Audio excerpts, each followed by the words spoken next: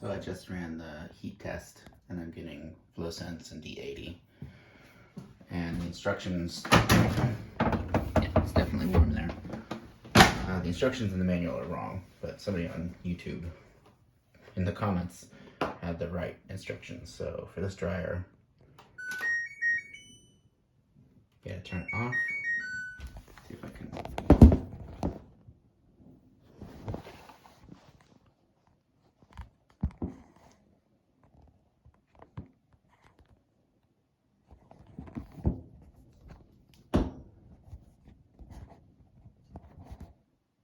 Oh my gosh, okay, so press the power button, and then while the chime is still playing, you gotta press temp and signal and hold it.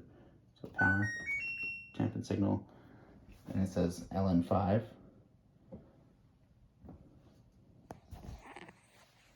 Now we can hit start.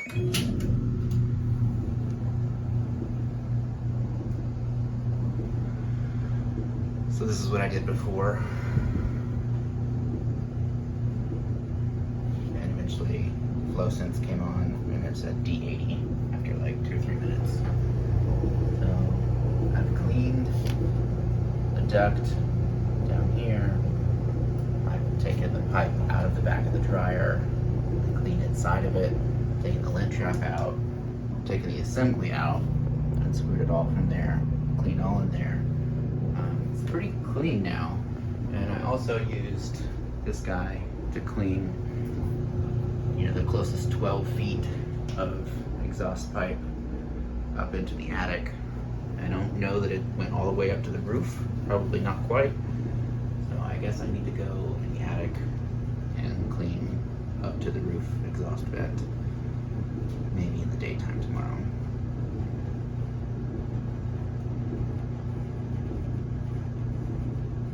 Go ahead and record until, yep, this is what I got before.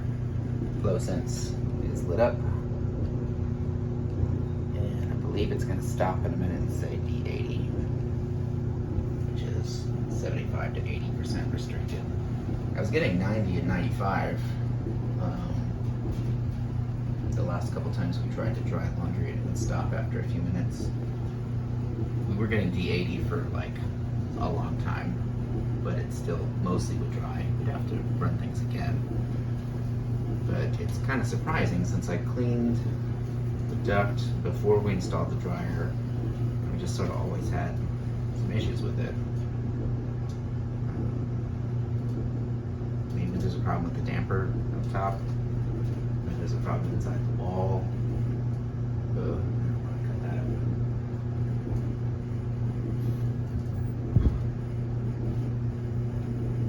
But this is, yeah. So flow sense, and I bet that's going to say D80.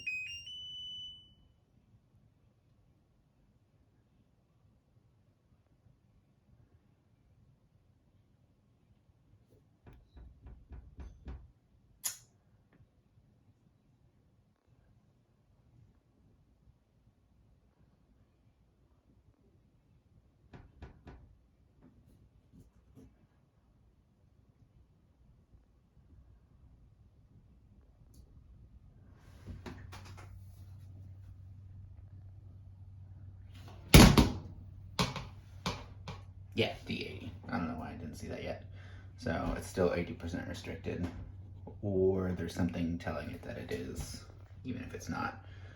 But that's how you run the test on this model LG dryer, which is very hot. It is DLE7300WE. Yeah, so maybe I'll throw this up on YouTube with the description of how to actually run that heat test. Basically, you turn it on and then press and hold temp and signal while the chime is still playing. If you press it after the chime starts, it doesn't work. If you press and hold it before you hit power, like the directions say, it doesn't work. You gotta turn it on, and then while the chime is going, quickly press and hold temp and signal. I use my left hand to turn it on, right hand ready to just jump on temp and signal and hold it, and that got it started pretty quickly. Hopefully this is helpful. maybe I'll post a follow-up or something in the comments if I ever post this at all. That's it for now. Thanks.